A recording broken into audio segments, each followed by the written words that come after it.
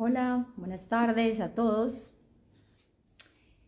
Hoy tenemos un invitado súper especial que sé que muchísimas personas están esperando verlo. Vamos a esperar que se conecten algunas personas. Y bueno, les cuento, Pedro Carrera es un especialista en nutrición, en bioquímica. Yo tuve el placer de conocerlo pues de lejos en el Instituto de Medicina, con Nutrabiotics, que lo trajo el año pasado y nos dio una conferencia espectacular. Entonces, bueno, aquí quiero que lo conozcan, vamos a buscarlo.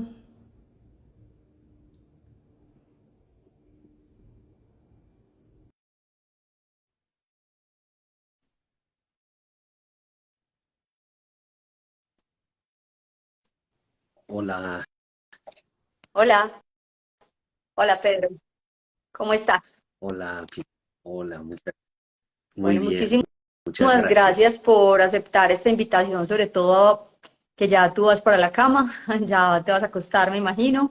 ¿Estás en dónde? ¿Estás en Portugal en este momento?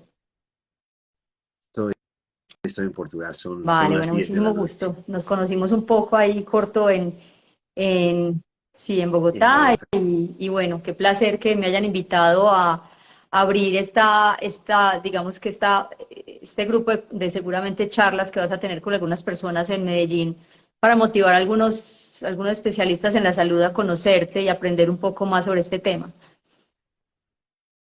Muchas gracias, Bueno, igual cuéntanos es un un poquito de placer. ti, pues que como estamos desde mi cuenta, seguramente ya muchas personas se conectaron también, pero cuéntanos quién eres tú un poco.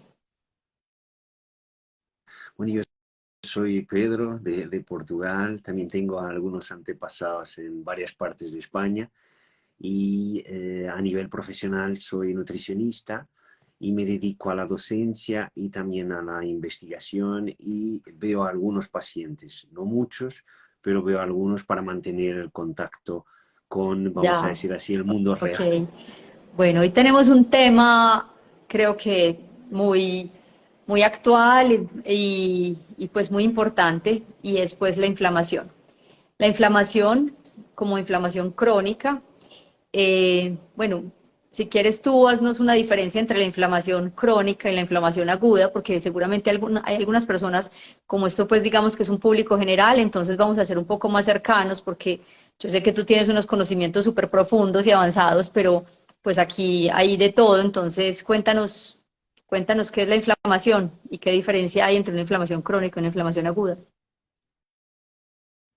Bueno, la inflamación en realidad es un proceso fisiológico, no es algo negativo como muchas veces pensamos que es algo esencial a la supervivencia, en que tenemos algún agente que inicia una respuesta por parte de nuestras células, que incluyen células del sistema inmune y también otras, para hacer frente a ese agente. Normalmente un agente agresor, hablamos por ejemplo de un virus, de una bacteria, pero también de un agente químico irritante o incluso un trauma, como lo que ocurre cuando somos sometidos a una cirugía o cuando sufrimos un esguince de tobillo, por ejemplo. Y esta reacción produce los típicos signos que todos conocemos, o sea, el calor, el enrojecimiento, el hinchazón y principalmente el dolor y la pérdida de función. Y es por culpa de estos dos últimos signos que tanta gente piensa que la inflamación es algo extremadamente negativo y por eso utiliza una estrategia antiinflamatoria, sea farmacológica, como un antiinflamatorio no esteroide, por ejemplo, sea el hielo, o sea incluso también algunos nutracéuticos. O sea, nosotros cuando pensamos inflamación inmediatamente pensamos que es algo negativo y que debemos evitar. No obstante, la inflamación es algo fundamental a la supervivencia y en realidad promueve la reparación de los tejidos afectados. Entonces, esto significa que la inflamación como proceso fisiológico no es un problema per se. En verdad, si no pudiéramos llevar a cabo una respuesta inflamatoria, muy Eso, probablemente no de estaríamos hecho, la aquí, evolución ha hecho, o puesto que sea, la no evolución habríamos está hecha por la supervivido. inflamación. Si no existiera, no estaríamos aquí y no habríamos Exactamente. evolucionado tampoco. Ajá. Exactamente, exactamente. Si nuestros ancestros no hubieran podido tener una respuesta inflamatoria potente, no habrían sobrevivido y no habrían pasado sus genes hasta llegar a nosotros. Entonces la inflamación no es algo negativo, es algo fundamental. Sin embargo, una vez que los objetivos de la inflamación se hayan cumplido, este proceso debería finalizar y a eso se llama resolución de la inflamación, puesto que si la inflamación persiste, ahí sí podemos tener varias consecuencias adversas e incluso comprometer la supervivencia. Entonces, en condiciones normales, fisiológicas, la inflamación es una respuesta aguda, limitada en el tiempo. El problema es cuando este proceso de resolución de la inflamación no ocurre o no funciona adecuadamente, o cuando existen varios estímulos inflamatorios sobre los cuales hablaremos a lo largo de nuestra conversación de hoy, que podrán hacer con que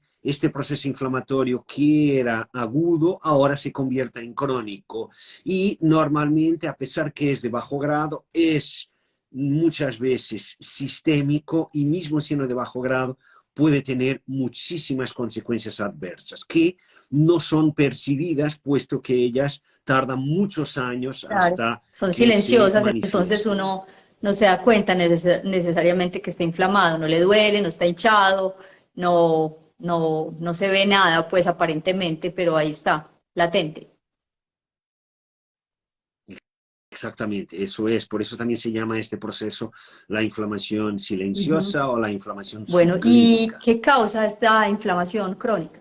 ¿Cuáles son las causas?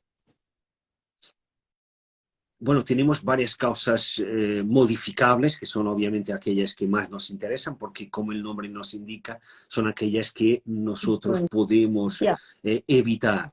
Entonces hablo de la exposición a varios contaminantes, hablo de la exposición al tabaco, hablo de las alteraciones de los patrones de sueño, entonces hablamos de un sueño insuficiente, o sea, restricción de sueño en duración, en número de horas de sueño, menos horas de lo que deberíamos dormir y además también un sueño de mala calidad. Y junto con esto tenemos también la desincronización circadiana, algo que, por ejemplo, observamos en profesionales de la salud como médicos, enfermeros que tienen que Mm. hacer trabajo por turnos. Y también muchos otros profesionales de otras áreas que tienen que hacer trabajo por turnos. Y sabemos que estas personas que hacen trabajo por turnos tienen mayor riesgo de varias enfermedades y uno de los procesos que están alterados en estas personas es justamente la inflamación. Entonces, hay estudios demostrando que el trabajo por turnos lleva a un aumento de marcadores, indicadores de inflamación. Entonces, esta es otra causa también de este proceso inflamatorio crónico sistémico de bajo grado.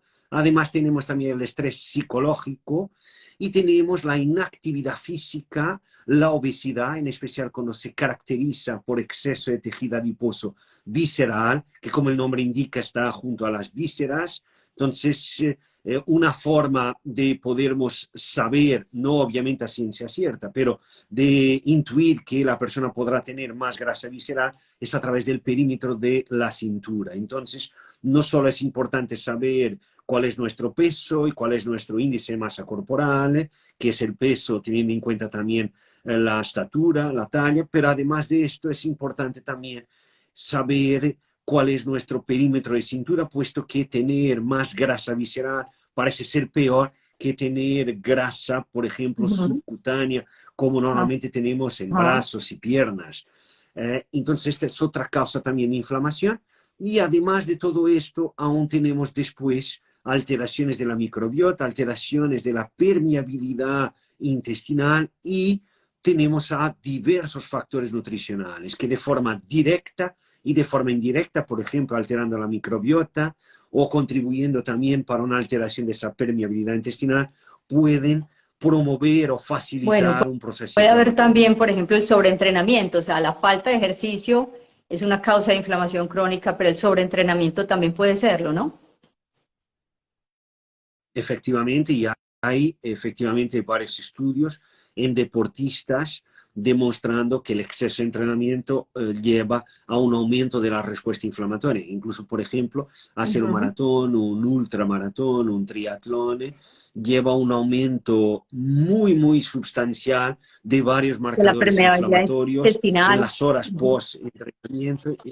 También es otra cosa que se altera, otro proceso que ocurre, un aumento de la permeabilidad intestinal cuando hacemos ejercicio de alta intensidad y en especial cuando lo hacemos en condiciones atmosféricas que no son las ideales, o sea, temperaturas muy altas y humedad elevada, y si la deshidratación también, si la hidratación no es tenida en cuenta, si no hay una adecuada hidratación, eso también puede facilitar ese aumento de la permeabilidad intestinal. Y cuando esto ocurre, tenemos algunas sustancias que no deberían pasar, vamos a decir así, desde el lumen intestinal Ujú. hacia la circulación, que podrían pasar, como son algunas moléculas que están presentes en bacterias que están Los en nuestro intestino, lipopolisacáridos.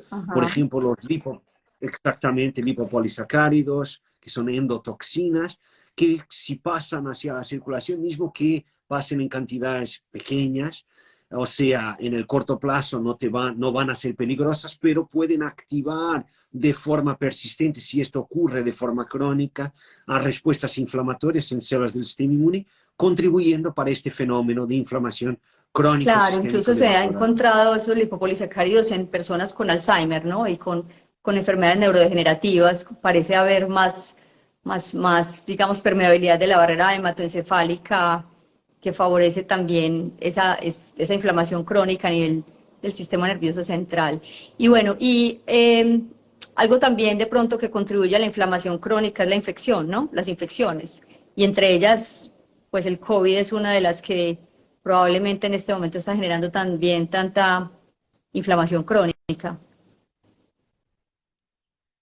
Sí, efectivamente hay evidencia de que las infecciones pueden también ser una causa de inflamación crónica sistémica, y algo que sabemos es que en COVID-19, primero tenemos a los pacientes que tienen COVID-19 en la fase aguda y que tienen un peor pronóstico, y ese peor pronóstico ocurre en especial porque hay un gran aumento de la respuesta inflamatoria y hay un fallo en los mecanismos de control de la Ujú. respuesta inflamatoria. Entonces, eso es algo que ya se conoce relativamente bien, y aquí hablamos del proceso agudo, o sea, de la infección. Pero después hay lo que es el síndrome post-COVID, que es un síndrome post-viral, que también puede ocurrir con otras infecciones, pero ahora, como hablamos de una pandemia en que muchísimas personas han sido afectadas, y también porque hablamos de algo que ha sido muy, muy Claro. estudiado a lo largo de estos 3 últimos años, hay cientos de miles de estudios sobre COVID-19, al día de hoy se conoce relativamente bien a la fisiopatología de este síndrome post-COVID, en que las personas tienen lo que se llama el COVID largo, o en inglés long COVID, y que se caracteriza por muchísimos síntomas que aparentemente no tienen nada que ver entre ellos, pero donde parece ser que una respuesta inflamatoria crónica podrá ser lo que une a todas esas alteraciones que caracterizan a esta síndrome. Y existen varios mecanismos por los cuales este virus podría generar esta Ujú, respuesta inflamatoria crónica. Creo que no merece la pena ujú. hablar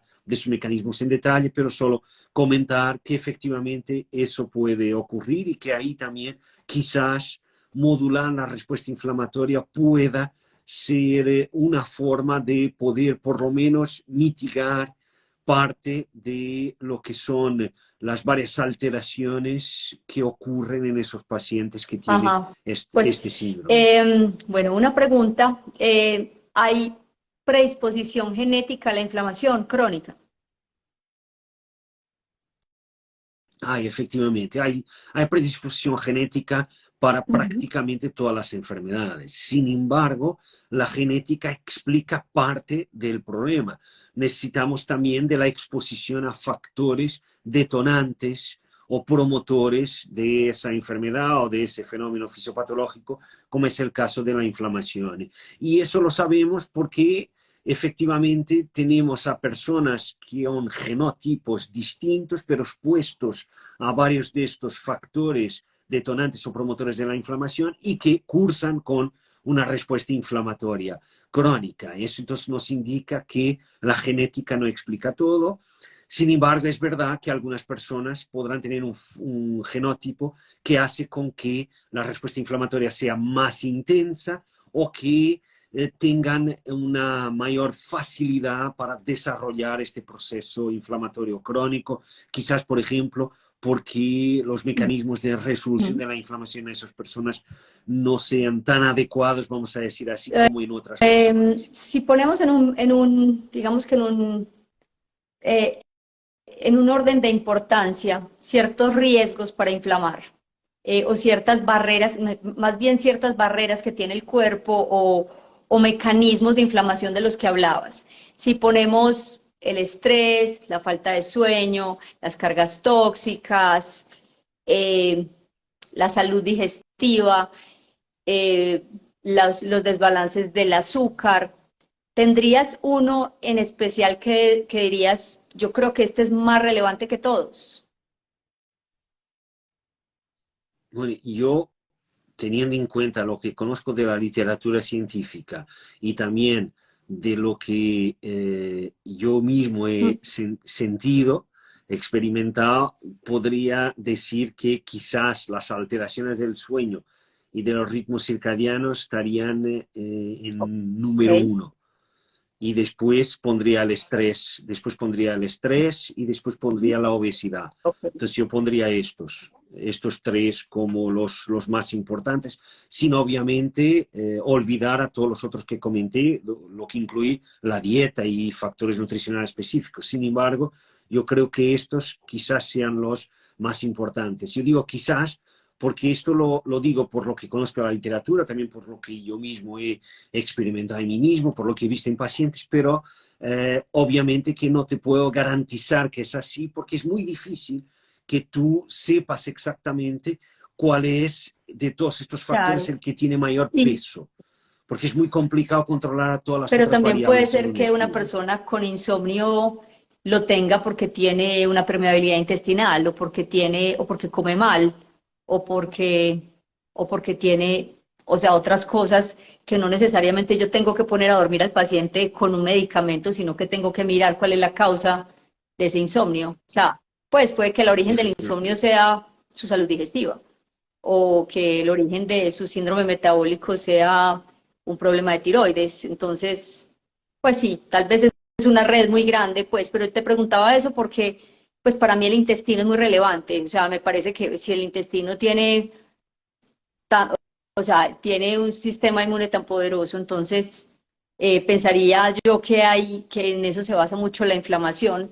Estamos hablando de la inflamación, o sea, estoy hablando de que obviamente cuando hay también insomnio y estrés, hay inflamación fisiológica, obviamente, pero hablando como de cosas que uno dice, puedo controlar más o menos, pues el alimento y el intestino son cosas que probablemente controlo un poco mejor que el estrés y el sueño. ¿Tú qué opinas?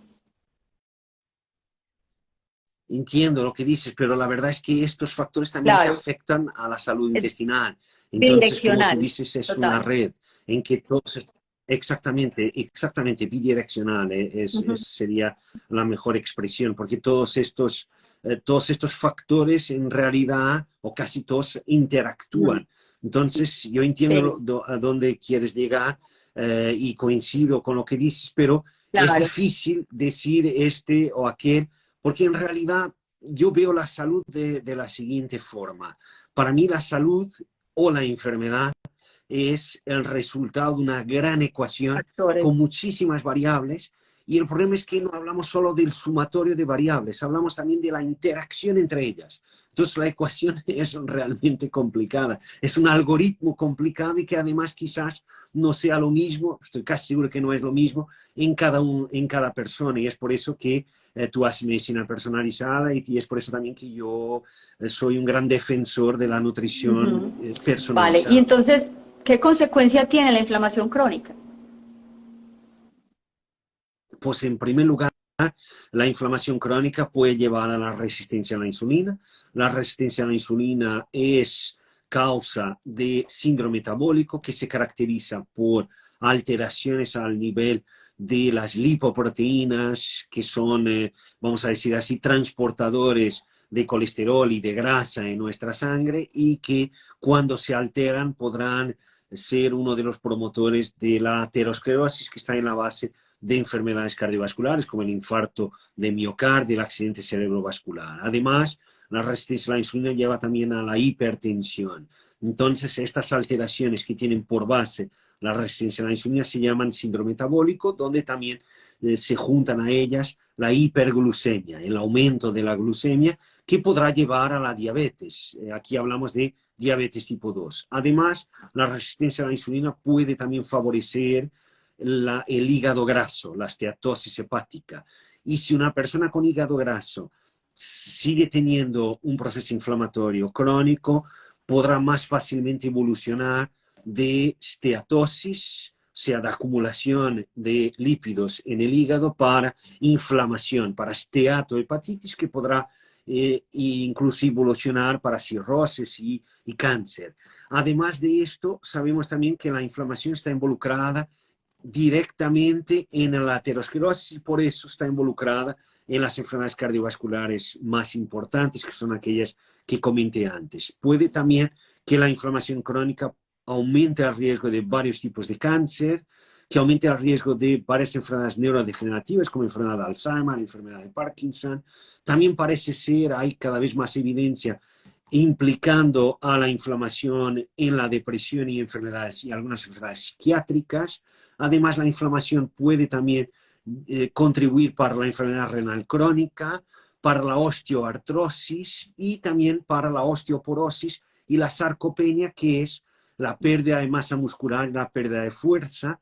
Y además de todo esto, sabemos que la inflamación crónica sistémica de bajo grado puede comprometer el estado nutricional de varios micronutrientes, como la vitamina A, la vitamina D, el zinc y otros, y puede también causar alteraciones hormonales y por último puede llevar a que nuestro sistema inmune deje de conseguir responder adecuadamente frente a un estímulo Ajá. como una infección, por ejemplo, y también puede favorecer algo que es muy importante porque nuestro sistema inmune necesita tener por dos características principales.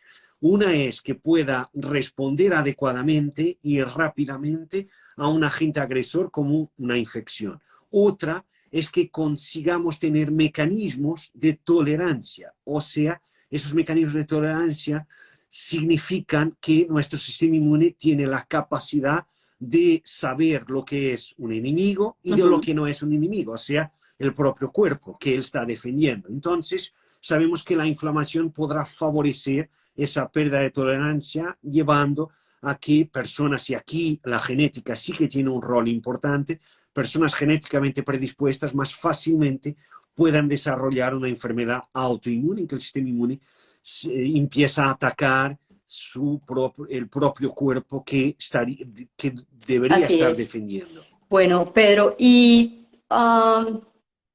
qué podemos hacer nosotros? ¿Qué puede hacer la gente? Pues yo creo que lo primero sería identificar las alteraciones lo que en el estilo de vida y la dieta no es adecuado y actuar ahí. Entonces, si hablamos de alguien que fuma o que está expuesto a varios contaminantes, la respuesta es obvia: dejar de fumar, reducir esa exposición. Si hablamos de alguien permanentemente estresado, que no sabe gestionar bien el estrés, pues que busque a alguien, a un psicólogo, por ejemplo, que lo pueda ayudar. Pero también existen algunas herramientas, algunas intervenciones, donde ya tenemos estudios de intervención en humanos demostrando que incluso eso puede llevar a una reducción de Ajá. marcadores de inflamación. Hablo de mindfulness, por ejemplo, hablo de yoga, de tai chi, o simplemente pasar más tiempo en espacios verdes, o sea, más tiempo en la naturaleza. Por otro lado, también tenemos el aumento de la actividad física informal, caminar más, en vez de utilizar el ascensor, subir por las escaleras, no utilizar tanto el coche, andar en bicicleta, y además de esto la práctica de ejercicio físico, que es una actividad física ya programada, como por ejemplo entrenamiento de fuerza, carrera, bicicleta, etcétera. Y algo muy importante, si la persona tiene exceso de grasa corporal, en especial exceso de grasa en la región abdominal, es muy importante reducirla. Y Para eso, la dieta obviamente tiene un rol importante, pero el ejercicio físico parece ser aún más eficaz en la reducción de la grasa visceral, esa grasa abdominal, Ahí que la haces un dieta. paréntesis Y los ahí, dos porque son a mí me importantes. parece importante que las personas, o sea, ahora hay como una moda que no se entiende muy bien qué es ideal. Cuando yo tengo una obesidad, una grasa visceral, una resistencia a la insulina marcada, ¿cuál consideras tú que es el ejercicio ideal cuando una persona tiene una resistencia a la insulina, tiene mucha grasa visceral y también generalizada? A esas personas a veces se meten a gimnasios y empiezan a hacer muchísimo ejercicio, a levantar pesas o a hacer spinning, a hacer unos ejercicios muy anaeróbicos. ¿Tú qué opinas? ¿Qué es, qué es, qué es ideal para una persona con resistencia a la insulina? Cuál es el ejercicio que una persona sedentaria que decide empezar a cuidarse, a bajar su inflamación y a comer mejor debe hacer?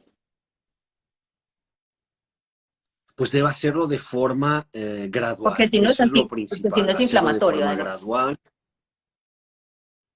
también, y puede Sí, tener una lesión, puede hacer con que la persona deje de hacer el ejercicio. Entonces es muy importante que lo haga de forma gradual y que busque a un profesional de ejercicio que le ayude. Eso sería mi consejo número uno. Pero a nivel de ejercicio físico, tanto el entrenamiento de fuerza como el entrenamiento cardiovascular, o sea, por ejemplo, empezar a hacer bicicleta, empezar a correr, pero una vez más de forma gradual y no hacer inmediatamente ejercicio de alta intensidad. Es importante que lo haga de forma gradual y a nivel cardiovascular, por lo que yo conozco, pero puede que esté equivocado porque no soy un experto en ejercicio. Por lo que yo conozco, pienso que es importante empezar por el ejercicio claro, aerobio así es. continuo y después de lograr las adaptaciones necesarias, entonces Sí. empezar después a hacer esos ejercicios Ujú. de intervalados, por ejemplo, del HIIT, High Intensity Interval Training, o sea, ejercicio de alta intensidad.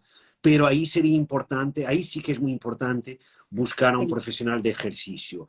Pero yo lo que diría es, para empezar a hacer más actividad física, caminar más, utilizar menos el ascensor y además de esto, Sí, empezar a hacer sí, yo ejercicio de tampoco forma soy una gradual. experta en ejercicio, pero Porque de lo que he como leído es que sé que el ejercicio en zona 2, que es el ejercicio realmente aeróbico, donde las personas, la zona 2 suena muy complejo, pero realmente hacer cualquier tipo de ejercicio que nuestro cuerpo sienta que no se está excediendo más de la cuenta, o sea, que puede hablar, cantar un poco, hablar por teléfono de manera un poco agitada, pero que no se exceda.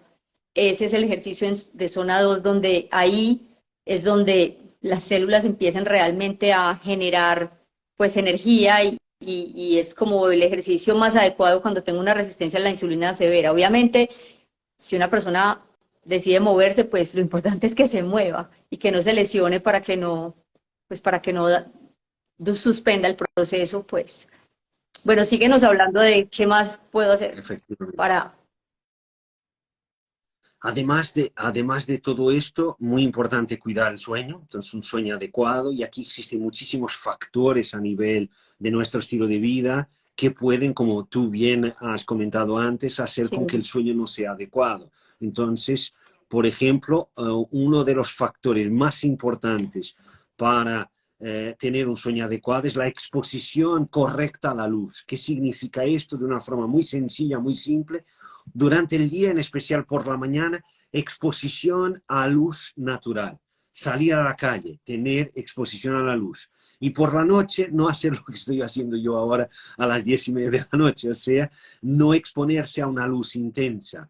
Entonces, bajar la intensidad de la luz, poner luz indirecta y elegir luces más cálidas, que sean, por ejemplo, luz amarilla o luz naranja o idealmente incluso luz roja, porque esa parece ser aquella que menos afecta al sueño y a la disrupción y que no causa tanta disrupción circadiana. Además de esto tenemos también la temperatura. Entonces por la noche es importante bajar la temperatura central. Por eso la habitación fresca. debería estar un poquito más fría, en aproximadamente 20-21 grados.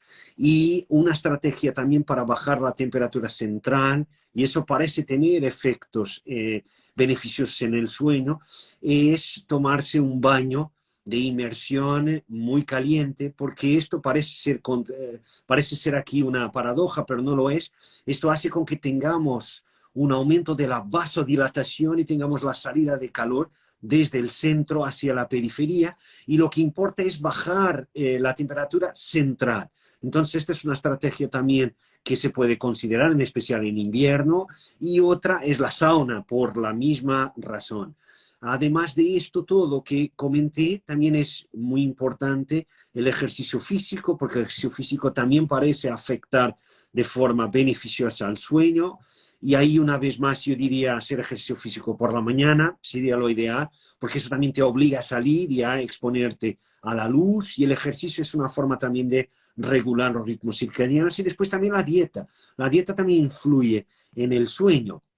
Entonces, ahí también tendríamos algo que hacer relativamente al sueño. Después de todo esto, tenemos entonces a factores nutricionales específicos. Entonces, sabemos que la típica dieta occidental, y la dieta occidental es básicamente la dieta Ujú. norteamericana de Estados Unidos. Entonces, hablamos de una dieta que es hipercalórica, alta en azúcar, alta en cereales refinados, alta en grasas hidrogenadas, alta también en algunos tipos de grasas saturadas, y además de todo esto, pobre en varios micronutrientes, sea vitaminas, minerales, pobre en los llamados hidratos de carbono, que son utilizados por nuestra microbiota, los hidratos de carbono Ujú. accesibles a la microbiota, es el término. Entonces, nuestra microbiota es constituida por varios microorganismos, en especial bacterias, que viven con nosotros y que también necesitan, vamos a decir así, de alimento.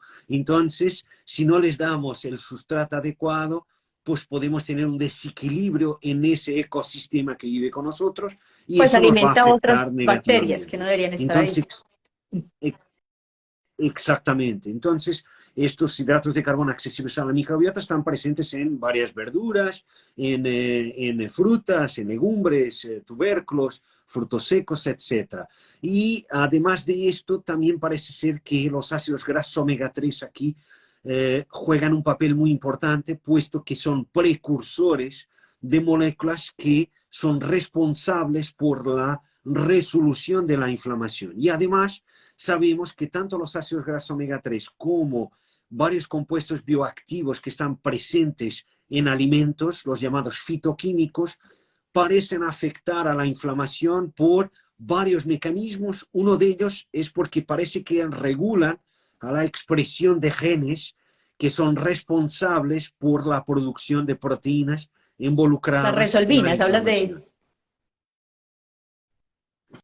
Hablo de resolvinas, proteínas y maresinas en el caso de los omega 3, en el caso de compuestos bioactivos y en el caso también de omega 3, hablo de que estos compuestos tienen la capacidad de poder afectar a los genes que, cuando se expresan, producen proteínas que pueden ser proinflamatorias. Entonces, estos compuestos parece ser que consiguen inhibir o reducir la expresión de esos genes, haciendo con que tengamos menor producción de esas proteínas inflamatorias. Bueno, Pedro, yo creo que, pues no sé si de pronto tengas algo para decirnos más o quieres que miremos si hay alguna pregunta así que podamos resolver, eh, que nos quisieras contar.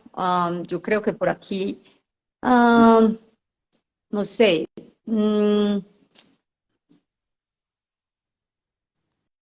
Bueno, es que, ¿qué opinas del colesterol? Es una molécula inflamatoria.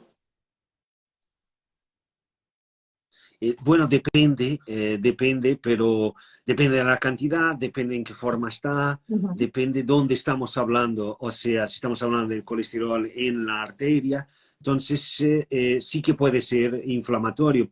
Y lo que, por ejemplo, parece generar respuesta inflamatoria cuando hablamos del proceso de aterogénesis es la cristalización del colesterol. Entonces es algo que sí, efectivamente puede ocurrir.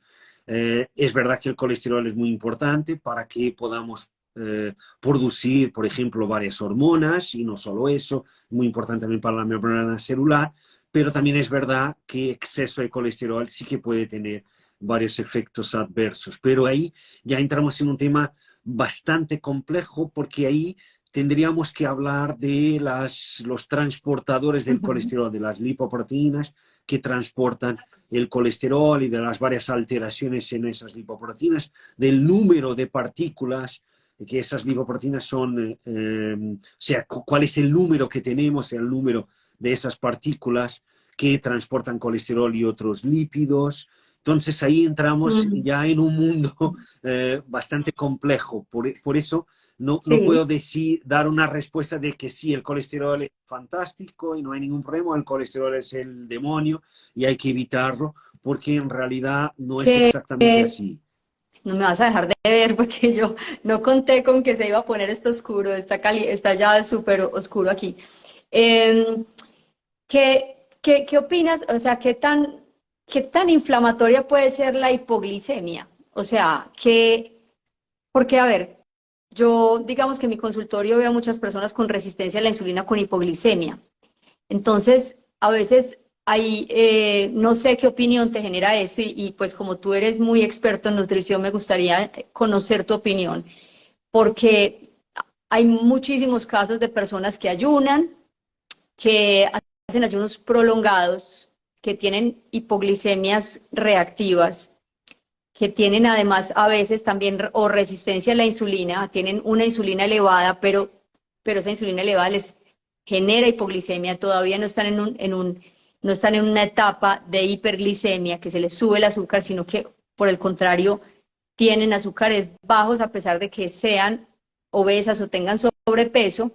¿Qué opinión te genera eso? Porque, o sea, la hipoglicemia también es un fenómeno que puede generar inflamación o aumento del cortisol.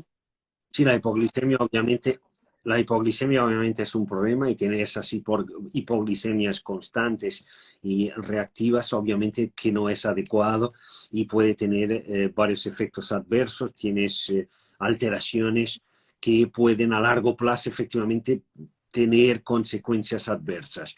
Y ahí sería importante entender por qué la persona tiene esa hipoglucemia. Puede ser incluso por la dieta, que puede que no sea adecuada.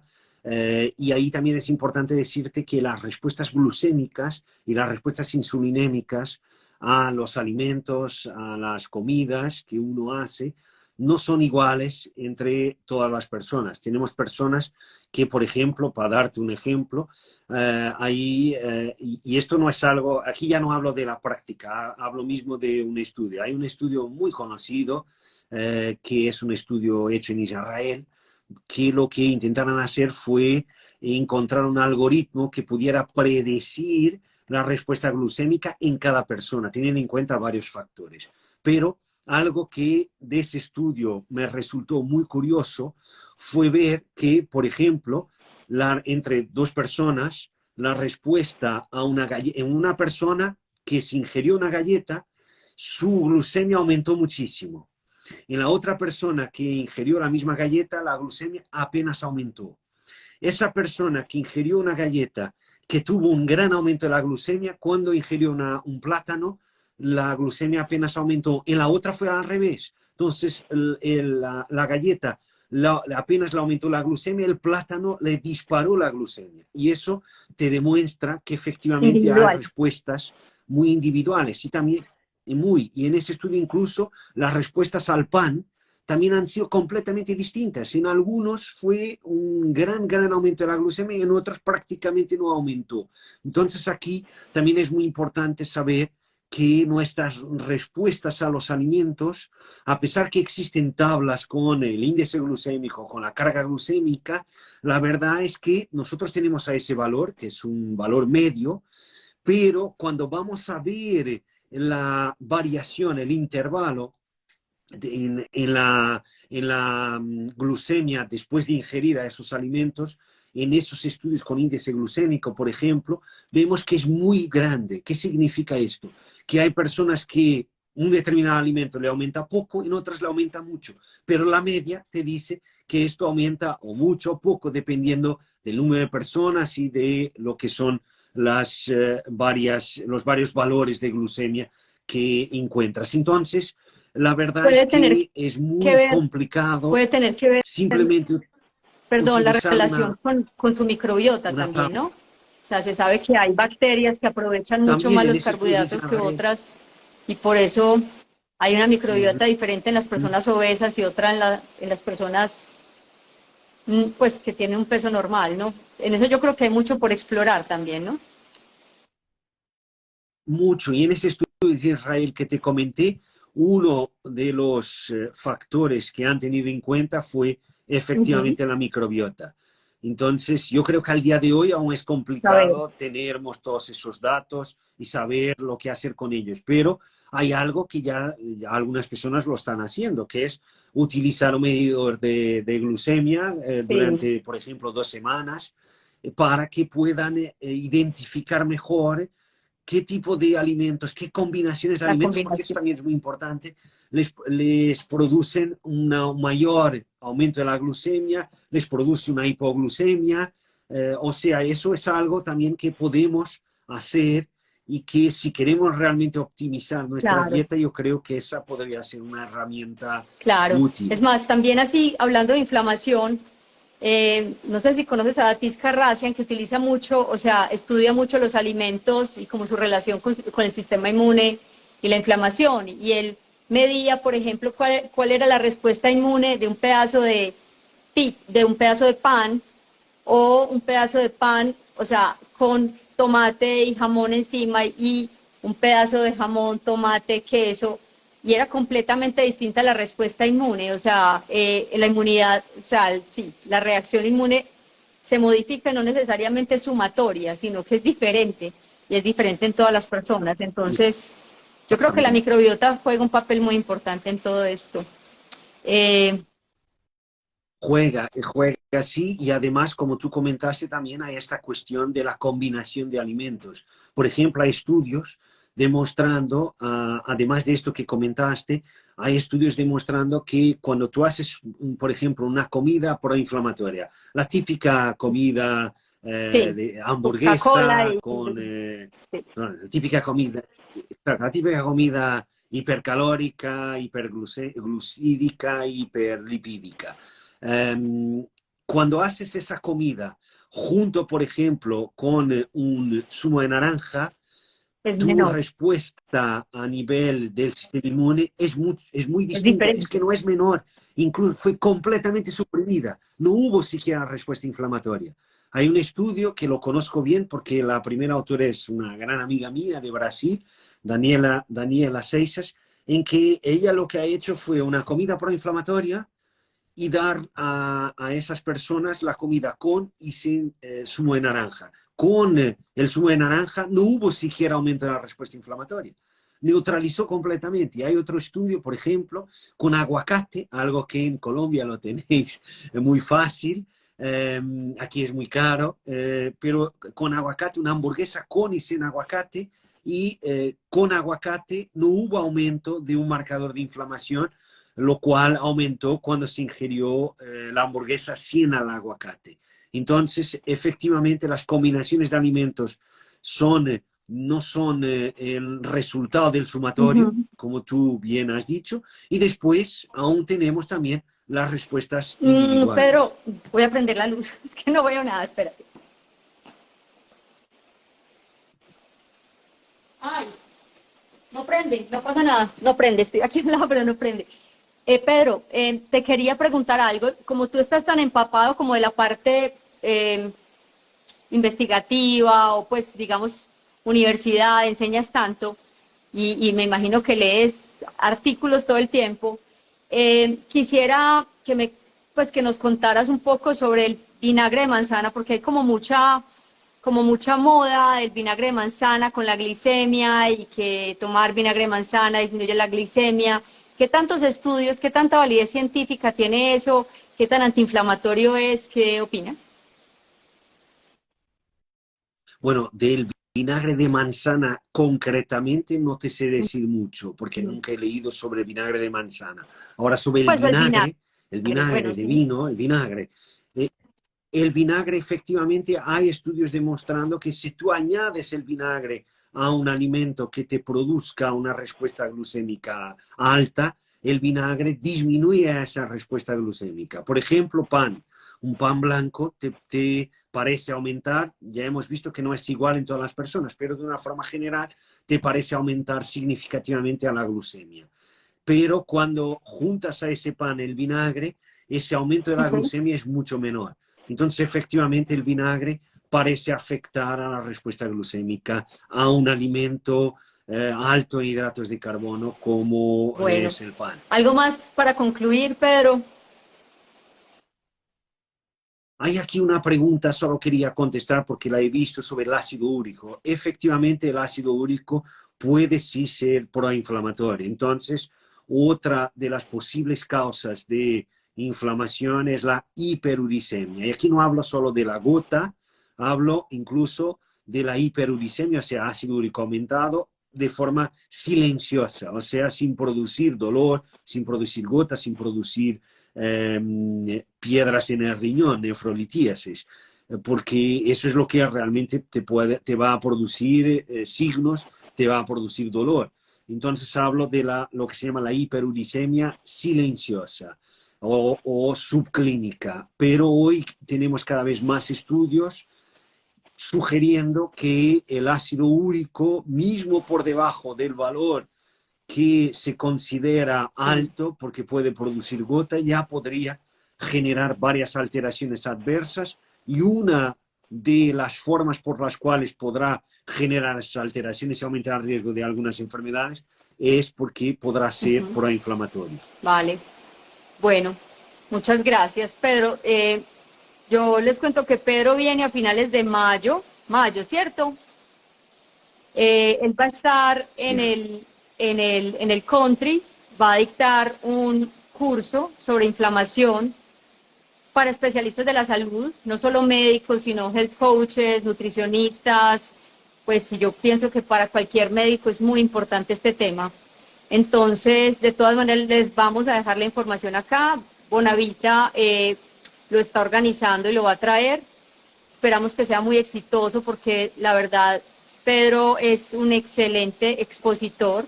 Si así hablando ya lo sedujo, a mí me sedujo las diapositivas de las presentaciones son increíbles. Sus presentaciones son muy, sí, son demasiado buenas. Entonces me encantó haberte conocido en Bogotá y ojalá pueda estar aquí en Medellín también. Entonces, bueno, si tienen preguntas o si quieren inscribirse, me pueden escribir también, me pueden escribir a mí y yo se lo paso también a Bonavita. Así que, no, muchísimas gracias, Pedro, y Muchas te gracias. dejamos ir a la camita. Muchas gracias. Pues nos vemos en Medellín, Vale, 26 y 27 de bueno, mayo.